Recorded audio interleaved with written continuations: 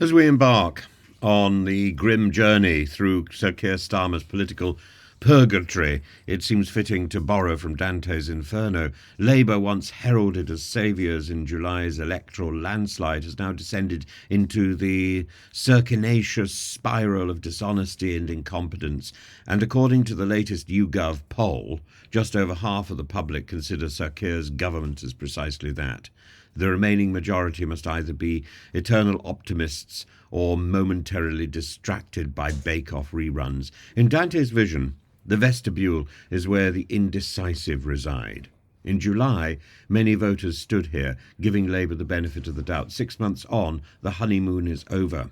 And it's not the electors who are standing in the vestibule covered in doubt. It's the people who've been elected. By-elections have stripped Labour of 33 council seats, while the Tories smugly regained 24, but it appears the electorate has left the vestibule and decided Starmer's purgatorial promises were just that, promises. Starmer's lust for electoral conquest now seems misplaced as Rachel Reeves' bank economist credentials and her fake CV.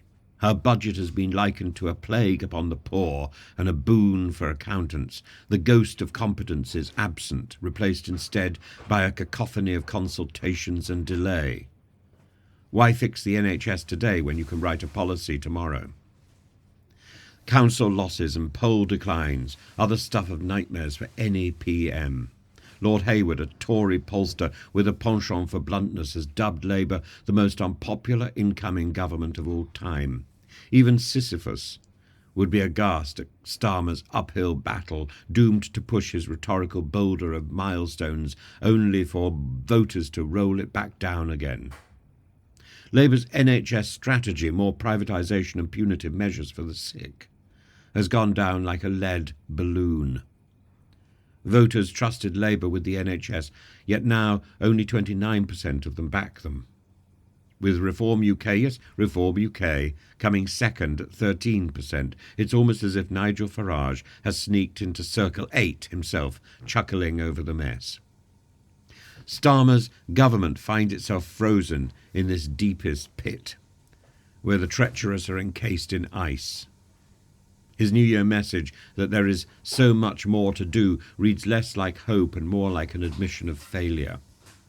Voters, standing like Virgil and Dante on the ice, looking down or looking slightly back at all these figures stretching for miles, all the MPs voted into Labour's ranks, encased in frozen rigidity.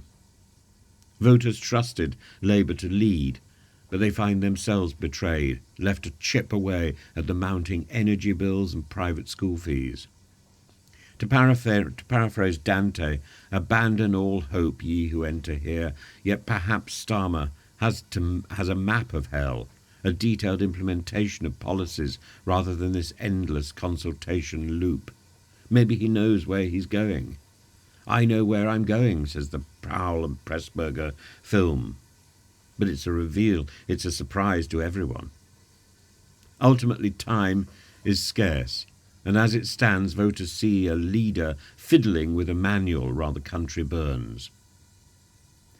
In the grand political theatre, Labour has morphed from hero to tragic figure in record time.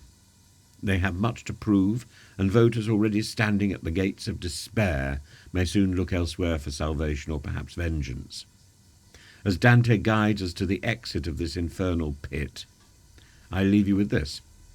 If Starmer wants to escape his circinaceous demise, he might start by replacing the policy purgatory with action. Otherwise, he might find his legacy carved into the icy depths of Circle 9.